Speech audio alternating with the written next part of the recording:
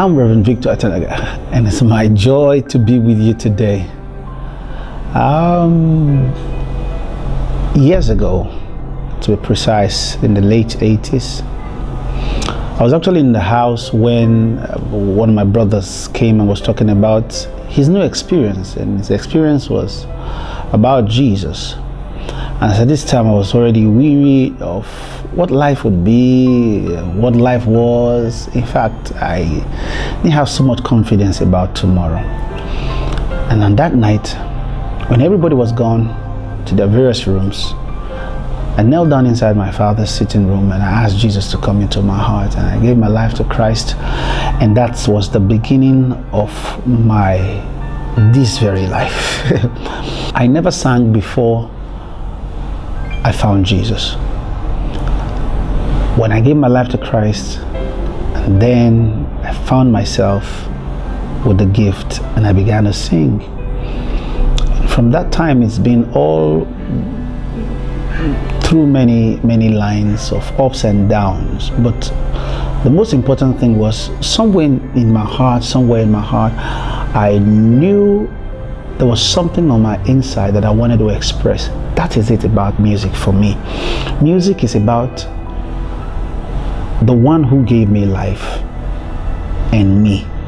So every music I bring out is based on how I perceive how he relates with me.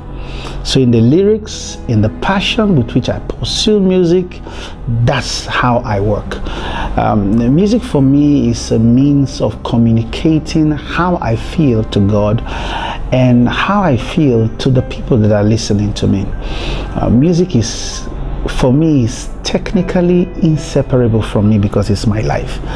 It's my life. It's inherent. It flows from the inside. So I began to get trained.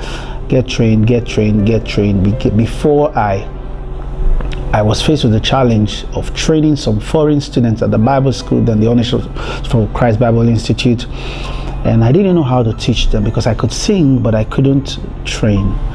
And so I learned how to train. I got trained with in little music and how to teach voice. As a voice, I got training as a voice coach and a voice therapist, and it did work because by that I traveled to different parts of the country and I wrote a book, Answers on How Best to Use the Voice, and some schools within West Africa began to use it as their textbook at their school. It was a beautiful one. But for music, one of my strongest passion lies in the area of worship. Worship is an act of paying obeisance to the divine. And my greatest part in music is when I tell God how I feel about him, what he makes me feel, how he makes me feel. And that's it for me for worship. And it's such a powerful way of connecting with God, such a powerful way of relating with God, because every time I worship, I forget about all the hustles and the bustles and I just focus on him, and he blesses me. So I'm excited about music. I'm excited about worship. I'm excited about change of lives. If I look around my environment today and see how people are working without purpose, I feel very concerned, especially young people. In our country today, the demographic is quite revealing and heartbreaking to know that most of Nigerians are under the age of 40. Most of Nigerians are under the age of 40, and over half this population don't know where they are coming from, neither do they even know where they are going. And it's such a big pain for me. So I'm beginning to think about doing something extraordinary, especially after God asked us to pastor a church. My passion for change of lives has certainly increased. It has increased and gone off the board. So trusting God that every city we are in, everywhere our influence get to, that city must change, the people must change, because every young person has a message.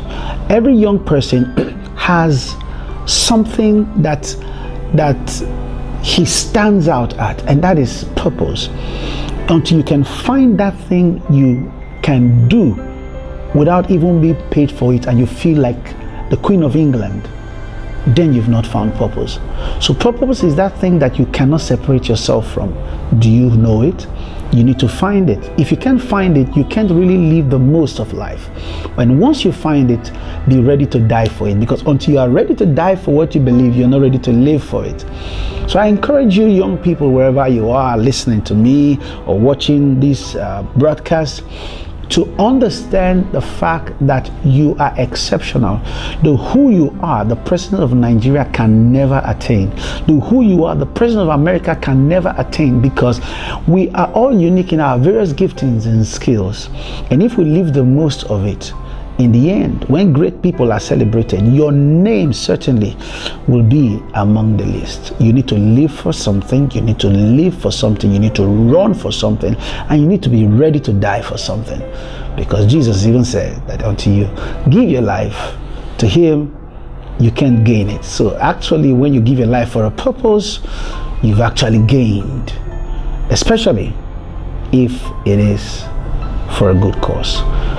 So I encourage you, live your life to the fullest and make the most of it. Whatever your gift is, live to the fullest.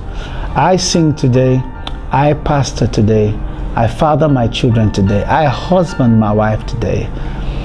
But the greatest thing that keeps me going is that I found my purpose. So all of these together, they make life most interesting and absolutely fulfilling. Don't forget, I'm Reverend Victor Atenaga. I'm your friend, and I would like to see you at the top. I'll see you there. I know you are worthy. Yes, you are worthy. You are worthy. Yeah. Oh, Lord, thou art worthy. Thou art worthy, we declare.